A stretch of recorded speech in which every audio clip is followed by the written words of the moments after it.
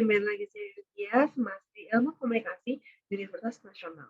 Dan kali ini saya akan menjelaskan hasil analisis saya di kelas manajemen isu dan krisis dengan judul strategi public relation dalam menangani manajemen isu dan krisis pada PT Garuda Indonesia.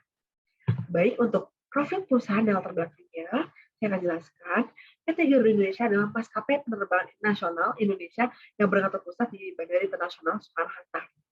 Nah, Garuda Indonesia ini ialah anggota SkyTeam dan maskapai terbesar kedua di Indonesia setelah Lion Air. Tapi PT Garuda Indonesia ini mengalami beberapa permasalahan di sepanjang tahunnya, apalagi akhir-akhir tahun ini ya.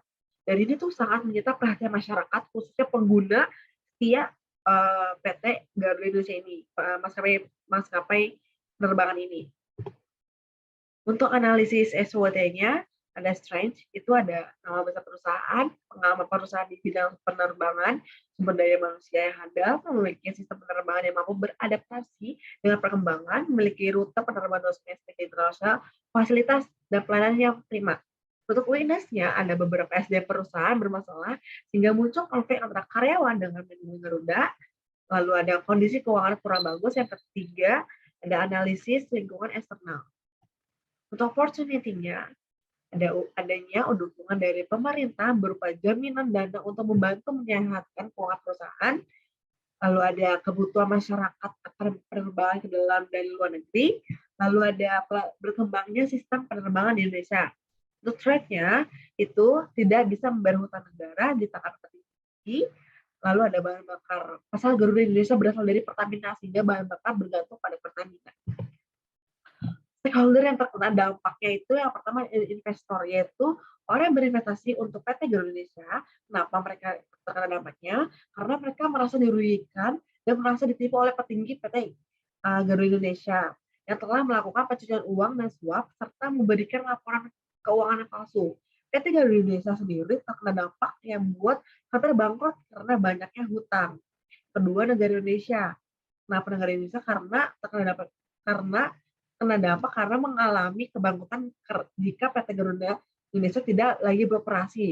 Maka negara Indonesia tidak memiliki pesawat yang beroperasi hingga ke Eropa dan berkurangnya pesawat lokal, serta tidak bisa membayar hutang PT Garuda Indonesia pada hutang negara Indonesia.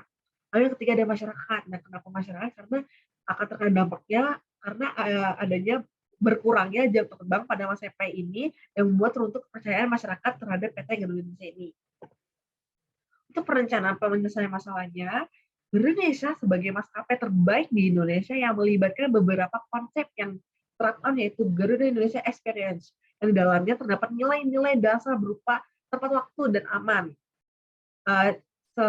Tepat waktu dan aman, cepat dan tepat. Lalu, Garuda Indonesia ini melakukan analisis situasi dengan melihat apa yang sedang lain pada saat itu untuk dapat membentuk citra positif lagi untuk mulai dari hal-hal kecil seperti memperingati Hari Anak Nasional.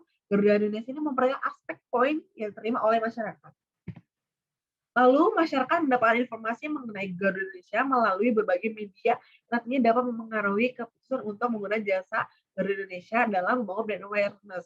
Ini tuh dibangun dari segi manajemennya atau public relation-nya.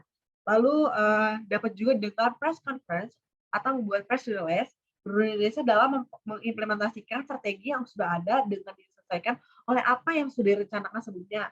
Sebelum diimplementasikan, perusahaan harus melihat situasi yang ada pada PT ini untuk melakukan evaluasi Garuda Indonesia untuk melakukan audit setiap tahunnya. Lalu ada ini PT Garuda Indonesia masih berpaku sama beban utang yang menumpuk sekaligus berupaya menyehatkan perusahaan melalui restrukturisasi secara menyeluruh. Maskapai penerbangan nasional ini mengejar pemulihan kinerja mulai tahun 2022. Berbagai permasalahan telah terjadi, tidak menyulitkan Garuda Indonesia untuk tetap mengudara. Perusahaan optimis 2022 bakal menjadi tahun pemulihan perusahaan dari sisi kinerja keuangan. Hal ini seiring dengan terselesaikannya langkah penundaan kewajiban pembayaran utang atau PKPU. Nah, PKPU pada para kreditor dan lessor, pihak Garuda akan menerapkan pendekatan baru dalam rencana bisnisnya di tahun depan atau 2022. Salah satunya adalah dengan mengoperasikan pesawat sesuai dengan rute yang dapat menghasilkan profit. Garuda Indonesia sebagai maskapai terbaik di Indonesia yang melibatkan beberapa konsep diterapkannya. Itu Garuda Indonesia Experience yang di dalamnya terdapat nilai-nilai dasar berupa tepat waktu, aman, cepat, dan tepat, bersih, dan nyaman, serta handal, profesional, kompeten, dan siap membantu. Garuda Indonesia melakukan analisis situasi dengan melihat apa yang sedang tren pada saat itu untuk dapat membantu membentuk citra positif dari hal kecil seperti itu. Dari hari nol, Garuda Indonesia memberikan aspek yang terima kasih. Terima kasih.